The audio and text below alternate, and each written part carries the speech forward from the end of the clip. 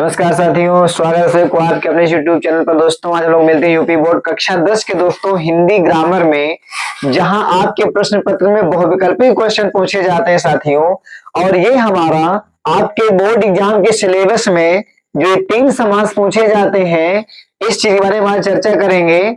और उम्मीद है अगर आप वीडियो को लास्ट तक देखोगे तो कम से कम ये 3 समास आपको आज से कभी शिद्दत नहीं बनेंगे और आज के बाद आप कभी पढ़ने की आवश्यकता नहीं पड़ेगी दोस्तों।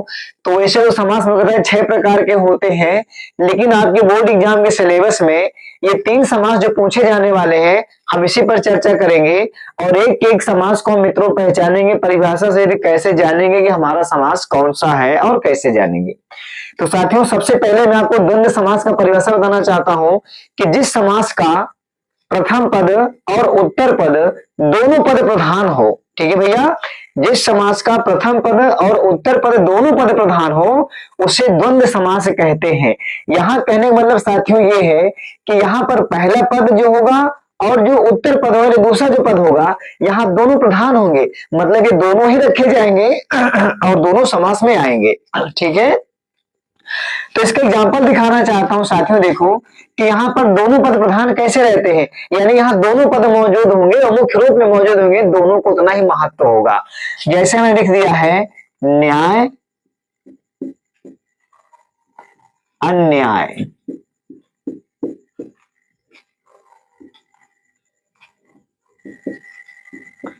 सत्य असत्य,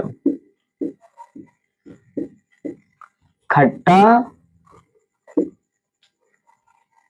मीठा।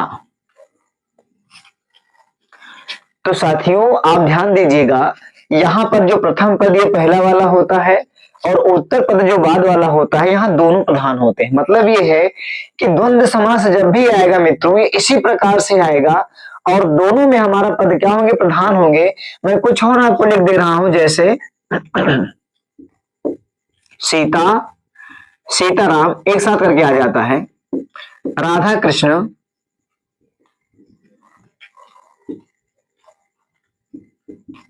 ये करके आ जाता है।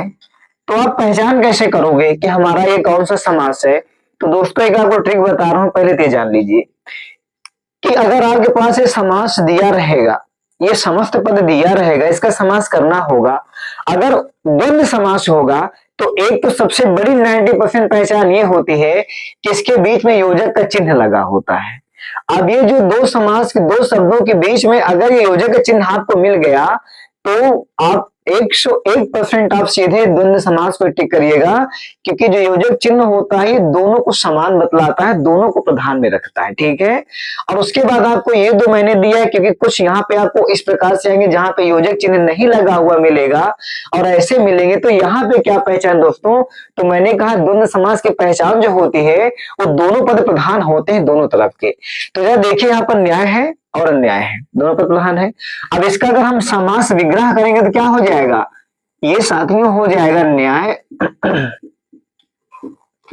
और अन्याय, ठीक है। क्या हो जाएगा दोस्तों, न्याय और अन्याय। अब इसी प्रकार से सब बनेंगे, इसी प्रकार से क्या होंगे, सब बनेंगे ये। अब यहाँ पे ध्यान देना, मैं यहाँ बताना चाहता हूँ सीताराम जो लिखा हुआ है, ये सीताराम हमारा इसमें से कौन सा समास हो सकता है, तो कंफ्यूजन मत होइएगा। जब सीताराम को आप तोड़ोगे, समास विग्रह करोगे मित्रों, तो यहाँ पे दो नाम छिपा है, एक सीता और एक राम, ठीक है। क्या छिपा हुआ है, सीता और राम। अतः यहाँ दोनों पद प्रधान है, चूंकि दोनों नाम आ रहे हैं, ठीक है। तो इस प्रकार से द्वंद्व समास मित्रों पहचान होते, ध्यान दीजिएगा। बहुविकल्पी क्वेश्चन आपके इसमें से मिलते हैं बोर्ड एग्जाम में। और मित्रों समास आपका 2 नंबर देता है, तो 2 नंबर आपके परसेंटेज को बढ़ाने में, आपको फेल से पास होने में और आपको क्लास में फर्स्ट क्लास या टॉप लाने में आपके लिए 2 नंबर कितने साबित मददगार हो सकते हैं तो आप जानते हैं मित्रों। और साथ ही आपके वनडे एग्जाम के सभी नौकरियों में सिलेबस में है, सब में पूछा जाता है। तो आपको केवल बोर्ड एग्जाम में नहीं, अभी तो आपको जितने वनडे एग्जाम एक दूसरी परीक्षा में बैठोगे हर जगह ये आपका आता है। ये ट्रिक अगर आपको पता होगा तो कभी भी आपको कम से कम समास में, खासकर जिसका मैंने अभी चर्चा किया द्वंद्व समास का, इसमें दिक्कत नहीं बनना चाहिए।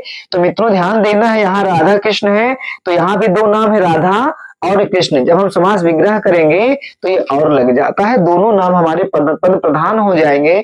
यहाँ पे सत्य और असत्य हो जाएगा, यहाँ पर खट्टा और मीठा हो जाएगा, यहाँ सीता और राम हो जाएगा, और यहाँ राधा और कृष्ण हो जाएगा। ठीक है, तो मित्रों ये योजक चिन्ह सबसे बड़ी पहचान होती है द्वंद्व समास पकड़ने का।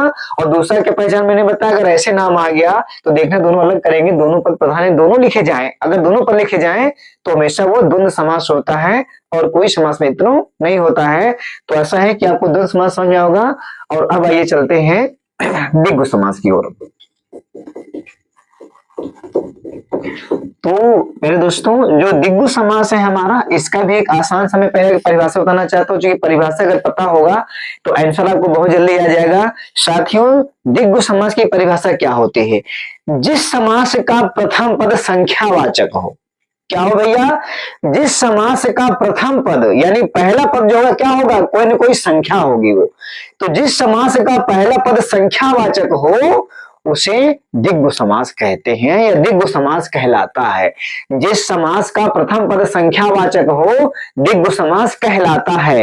यानी कि प्यारे दोस्तों दिग्गज समास की पहचान क्या होगी कि पहला पद कोई ना कोई संख्या आएगी, और जो कोई ना कोई पहले पद में संख्या आ जाए तो ये हमेशा ध्यान दीजिएगा कि दिग्गज समास के अतिरिक्त और कोई समास होगा ही नहीं। और आइए मैं से कुछ आपको एग्जाम्पल देना चाहता हूं। जैसे मित्रों हो गया दो राहा,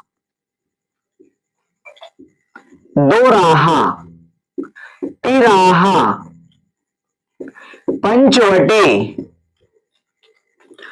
अष्टभुज, अष्टभुज हो गया, नवरात्रि हो गया, नवरात्रि। ठीक है दोस्तों, उसके बाद हो गया त्रिफला, त्रिफला। अब इतना एग्जाम्पल आपके लिए काफी मुझे लगता है दोस्तों। अब जरा ध्यान दीजिए इसमें कि ये जो मैंने दिया हुआ है दिग्गज समास का कुछ एग्जाम्पल, मैंने आपको क्या बताया कि परिभाषा में सब कुछ होता है। परिभाषा क्या कह रही है कि जिस समास का पहला पद संख्यावाचक हो। अब देखिए यहाँ पहला पद संख्यावाचक, यहाँ दो है, यहाँ तीन है, यहाँ पंच यानी पांच, अष्ट यानी आठ है, नौ यानी नौ है, त्रि यानी तीन है, तो यानी कोई ना कोई संख्या आएगी। ऐसे और भी आगे चले जाएंगे, त्रिफला, चौराहा, ठीक है ना, सप्त सिंधु, ऐसे करके मित्रों आते रहेंगे आते रहेंगे। और जहां पर पहले पद में संख्यावाचक हो, कोई ना कोई संख्या मिल जाए, हमेशा वहां दिग्गज समास होता है और कोई समास नहीं होता है। ये सबसे आसान भाषा आपको बता रहा हूं दोस्तों। तो अब इसका समास विग्रह करेंगे दोस्तों, तो दो राह का क्या हो जाएगा, दो राहों का समूह। क्या हो जाएगा साथियों, दो राहों का समूह। ये मित्रों हमारा हो जाएगा समास विग्रह। ठीक है, अब ये हमारा क्या हो जाएगा, दिग्गज समास है, दिग्गज समास है। इसी प्रकार से तिराहा का अगर समास विग्रह करो क्या हो जाएगा, तो मित्रों हो जाएगा तीन राहों का समूह। क्या हो जाएगा, तीन राहों का समूह, तीन राहों का समूह। ठीक है, तो साथियों और क्या हो जाएगा, और मित्रों आपका हो जाएगा, थोड़ा समूह से लिख दे रहा हूं, तो मित्रों और क्या हो जाएगा जरा बताइए आप। पंचवटी क्या हो जाएगा, पांच वटों का समूह। अष्टभुज का क्या हो जाएगा, आठ भुजाओं का समूह। नवरात्रि का क्या हो जाएगा, नौ रातों का समूह। त्रिफला का क्या हो जाएगा, तीन फलों का समूह।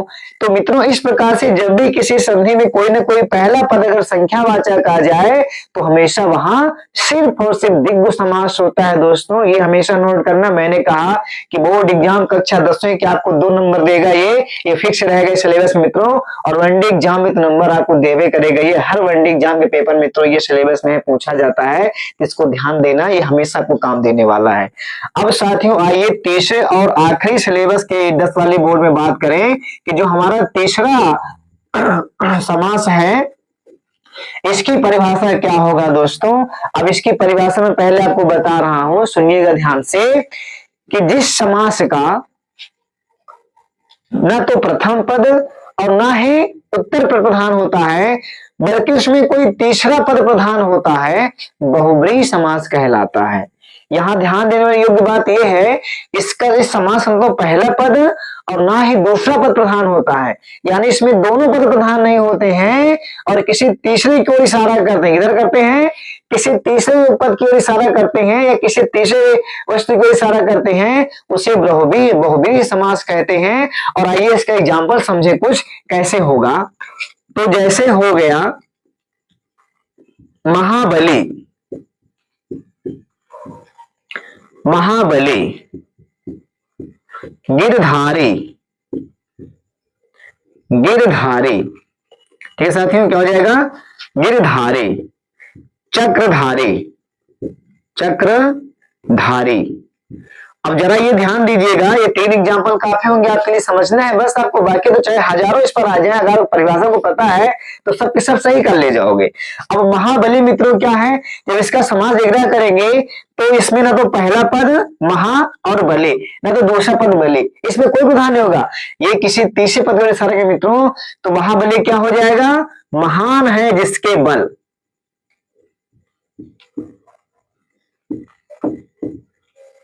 महान है जिसका बल, कौन होगा मित्रों? बजरंग बली। कौन है भैया? बजरंग बली। अतः श्री हनुमान जी के अंदर महान बल है। तो मित्रों हमारा महाबली का क्या हो जाएगा?